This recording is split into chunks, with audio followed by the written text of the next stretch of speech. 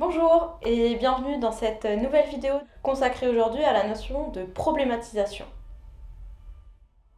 Alors, dans ce projet, l'enjeu, ça va être de parvenir à la reformulation des défis de vos partenaires afin de leur proposer une nouvelle solution. Et donc, on l'a vu ensemble lors de la vidéo qui portait sur le centrage utilisateur, il s'agit bien de déplacer le point de vue d'un regard uniquement centré administration et institutions publiques à un point de vue centré utilisateur, afin de faire émerger de nouvelles façons de résoudre les défis de l'action publique contemporaine, tout en étant inscrit bien sûr dans un écosystème complexe. Et là, je vous renvoie bien sûr à cette vidéo centrage utilisateur et écosystème d'acteurs. Alors, avant d'aborder la question de la problématisation en tant que telle, on va revenir un instant sur la nature de l'activité de design. On dit du design que c'est donc une activité transformatrice du monde. On a vu dans une vidéo précédente la dimension politique de l'arbitrage des solutions. On a vu aussi ensemble l'articulation du dessin DE2SIN, c'est-à-dire le but, la finalité, et du dessin DE2SIN, le trait. Et donc, on a cette citation d'un auteur qui s'appelle Alain Findeli qui nous rappelle que la fin ou le but du design est d'améliorer ou au moins de maintenir l'habitabilité du monde dans toutes ses dimensions. On a aussi cette citation d'un auteur qui s'appelle Herbert Simon qui nous dit « Quiconque imagine quelque disposition visant à changer une situation existante en une situation préférée est un concepteur ». On a donc ici une activité qui est par essence vouée à changer le monde. On veut transformer le monde parce qu'il n'est pas satisfaisant à l'heure actuelle. Et donc on vient proposer pour ça des nouvelles solutions qui sont incarnées dans des objets, dans des expériences. Et donc c'est la posture dans laquelle vous êtes actuellement. C'est transformer le monde existant pour l'amener vers un ailleurs qui est plus satisfaisant pour les personnes, pour la société, pour l'environnement notamment. Et donc, cette perspective, elle implique trois niveaux enchâssés dans le travail de design. Le premier niveau, c'est un niveau de cadrage. Le cadrage, c'est bien définir qu'est-ce que c'est que le monde, qu'est-ce que c'est que la situation qu'on va adresser. Et donc, on a évoqué évidemment la nature des wicked problems, les problèmes complexes, pernicieux, et donc les problèmes publics, dont le premier enjeu, c'est de comprendre le niveau, le périmètre d'intervention et le regard avec lesquels on va adresser cette question. Deuxième niveau, la question de l'intention de la transformation. Et donc il s'agit de définir, d'élaborer ce qui est désirable. Dans les citations tout à l'heure, on parlait de habitable, de monde habitable, de situation préférée. Et donc on évoque là le sens dans lequel on va transformer le monde, le sens dans lequel on veut aller et selon quel point de vue. Troisième niveau, celui des moyens par lequel on va transformer le monde, et donc par quel dispositif, et donc quel choix de conception on va faire pour faire en sorte que la situation qu'on a envie de traiter, on lui applique une intention, on a envie de la transformer dans un sens, et donc on va choisir les moyens pour le faire. Tout cela n'est pas évident du tout, ça se construit dans un raisonnement de conception qui est l'objet même du travail qu'on vous demande. On dit donc du design que c'est une activité politique, une activité stratégique, une activité transformatrice qui repose sur l'articulation de la formulation d'un sens, d'une intention, de valeur et la formalisation dans un objet, un dispositif, un service. Quelques exemples pour vous montrer cette articulation. Si on prend le cas de produits sportifs, on voit bien qu'une chaussure de football qui favorise la rapidité, l'agilité, le fait d'être adroit, d'être dans la tresse, et bien dans ce cas, on va dessiner des formes qui sont fines, qui sont légères, quitte à être moins protégées dans la chaussure, mais on va poser des coutures sur le côté pour favoriser la pression du tir. On va prendre des textures de matières qui sont pensées pour ne pas trop absorber la puissance et favoriser la circulation de l'air de façon aérodynamique, donc pour être dans les gestes précis, agiles, rapides. Et donc on va aussi par ailleurs prévoir des formes de pieds et des tailles standardisées et de fait qui correspondent plutôt à des tailles d'hommes. Si vous cherchez des petites tailles pour les chaussures, ce qui est mon cas par exemple, c'est difficile à trouver. On ne va pas avoir du tout la même intention si on design un autre dispositif de sport qui, cette fois, favorise la protection des femmes, par exemple, dans les sports de contact. Et donc vous avez par exemple ce produit qui s'appelle Revelia, qui est une protection designée spécifiquement pour les femmes qui pratiquent les sports de contact, notamment le rugby, et qui s'est rendu compte que les femmes avaient peu de protection qui était vraiment adaptée à leur corps. Alors même que les chocs et les risques pour la poitrine, et spécifiquement pour la poitrine des personnes qui ont des seins, sont importants. Et donc elles ont voulu concevoir un équipement de protection adapté au sport de contact pour les femmes. Ici, on a donc des tissus qui sont pensés sur une performance non pas d'agilité, mais de protection. Et donc on a une matière absorbante pour des chocs, des plis et des découpages de matière qui sont conçus pour renforcer la protection des épaules, des seins, des côtes, tout en favorisant le mouvement, et une matière qui absorbe évidemment la transpiration pour éviter les frottements. Et donc on a là des silhouettes et des morphologies adaptées aux femmes et aux personnes qui ont de la poitrine. Ici, ce sont bien donc des objets qui sont différents. On a une chaussure de sport et une protection. Mais vous percevez bien à cet endroit-là la différence entre le triptyque situation qui est ciblée, intention et choix de conception qui en découle. Si on prend maintenant un autre exemple dans le domaine des jeux vidéo, on voit bien que problématiser le jeu vidéo comme un jeu social, familial, impliquant le corps, comme le fait la Wii par exemple, ou bien comme un jeu vidéo qui a une performance d'adresse, comme le fait des consoles comme la PlayStation ou la Xbox, ou bien de jeux vidéo comme communauté, tel qu'on l'entend dans des jeux de plateforme comme World of Warcraft, et bien tout ça, ça donne lieu à des expériences, des choix de fonctionnalités, des choix d'équipements techniques et des choix de matières et de formes qui sont radicalement différents.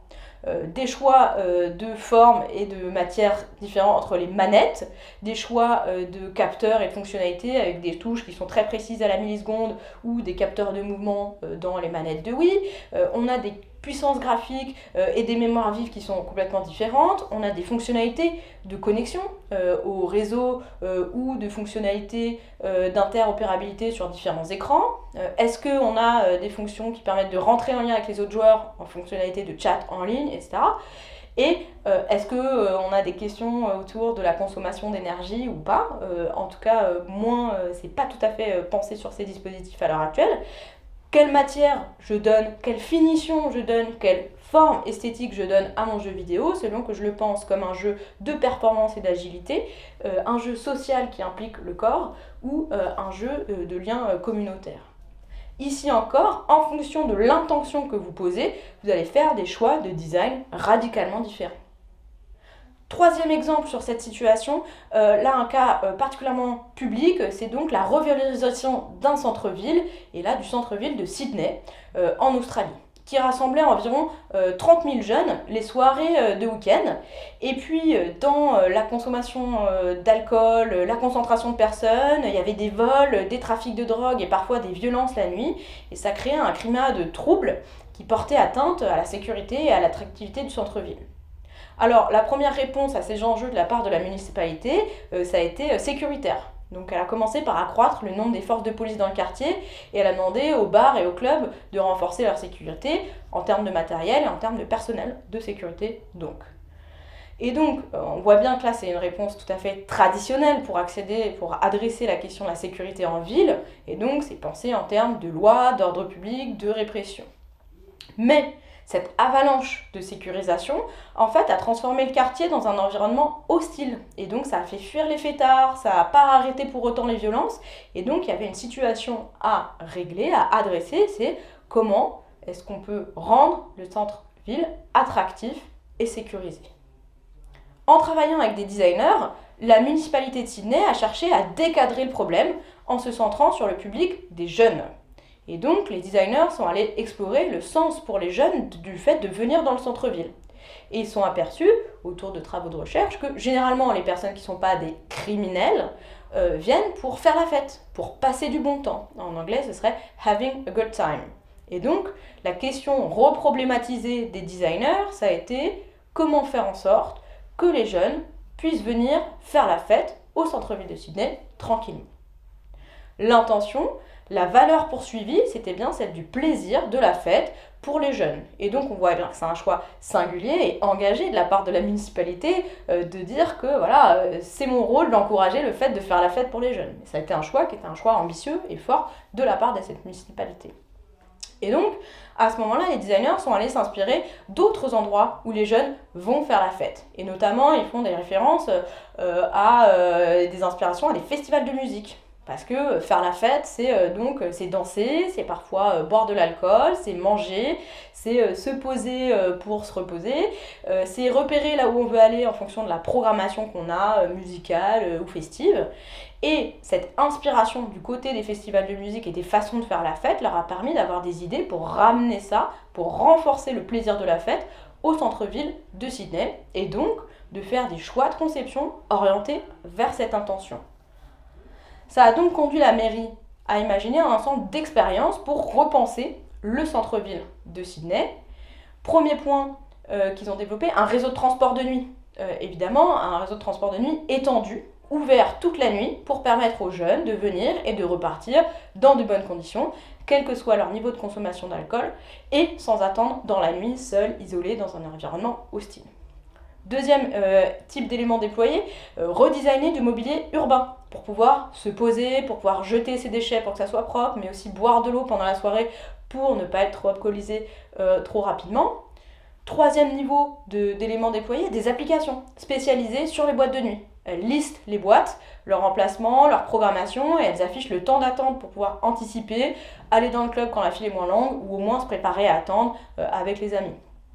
Quatrième dispositif, un peu plus décalé, une facilitation des processus pour habiliter les stands de type food truck en ville, parce qu'on s'est rendu compte que ça participait beaucoup de l'ambiance du centre-ville, et donc il y a un processus administratif qui est hyper rapide en ligne pour déposer une autorisation pour ouvrir un food truck. Et même, dernier point, ils ont même demandé et offert des t-shirts colorés et des consignes auprès des videurs et des videuses de boîtes de nuit pour qu'ils soient moins austères et qu'ils fassent moins peur. On voit bien ici que la réponse à la problématique, elle est constituée d'un système. C'est pas juste une application, c'est l'ensemble qui favorise dans son ensemble l'attractivité du centre-ville de Sydney pour faire la fête. Donc il y a du transport, une application, des applications, du mobilier urbain qui ne sont pas uniquement jugés sur leur beauté ou leur esthétique, même si c'est très important, mais qui sont jugés, évalués sur dans quelle mesure elles permettent ou pas de favoriser la fête pour les jeunes. Vous comprenez donc que si vous cherchez à favoriser la fête dans la ville, vous proposez des dispositifs qui sont complètement différents que si vous cherchez à encourager la ville comme espace de jeu pour les enfants, la ville comme lieu de sport ou lieu de culture urbaine, la ville pour le cyclotourisme et le cyclotaf, qui est une expression évidemment néologique, ou la ville pour les travailleurs et l'activité économique.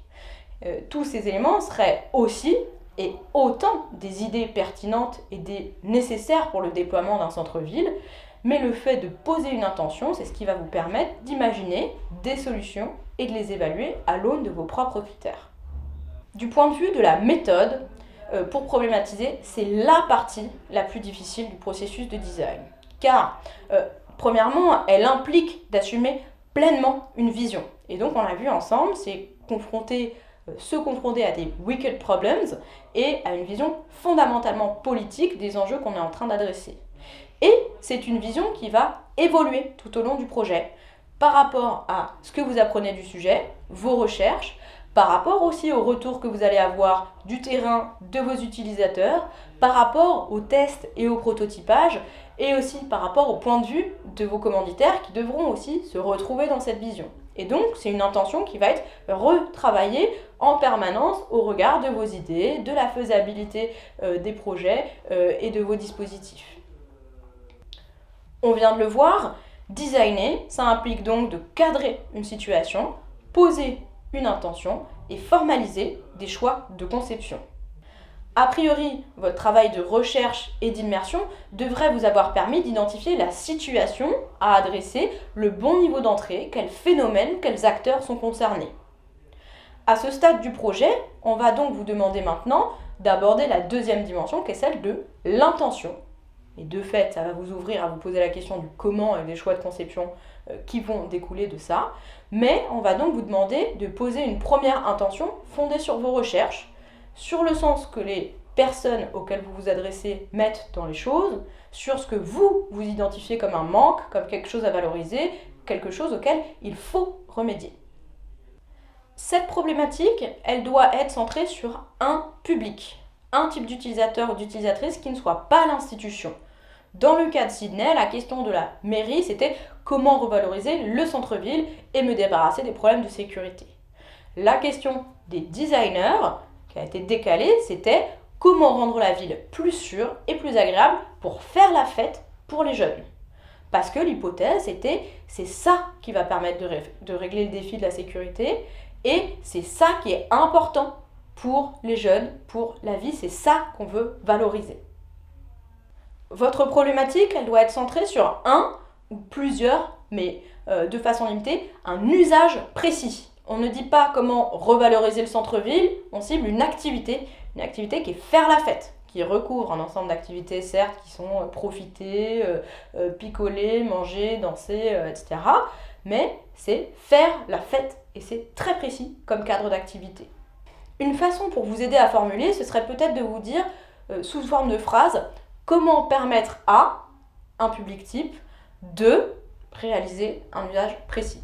C'est évidemment une façon très réductrice de pouvoir exprimer une problématique, mais ça peut vous aider de formuler comment permettre à un public type de faire un type d'usage. Donc, au premier rendu, le rendu intention, on attend de vous que vous réalisiez une synthèse de vos recherches qui vous conduisent à élaborer des intentions sur le mode « nous souhaitons régler tel problème pour tel public ». Et cette intention, elle doit donc être argumentée par un mix entre vos recherches théoriques et documentaires, vos inspirations, ce que dit le terrain et comment vous l'interprétez, dans quel sens vous voulez agir. Le rendu, c'est donc ce moment où on vient mettre à l'épreuve cette lecture auprès de vos commanditaires pour la mettre en discussion, voir si elle résonne, éventuellement réorienter un peu les choses pour qu'elles fassent sens pour les différents acteurs, et c'est ce moment où on met en discussion vos intentions. Voilà, si vous avez des questions, n'hésitez pas à solliciter vos coachs, surtout ce sera de questions de la problématisation, ou bien à vous connecter à une des questions, des séances de questions-réponses, ou bien à nous contacter par mail. L'ensemble évidemment des références et des ressources sont mises dans la description, et à bientôt pour une nouvelle vidéo.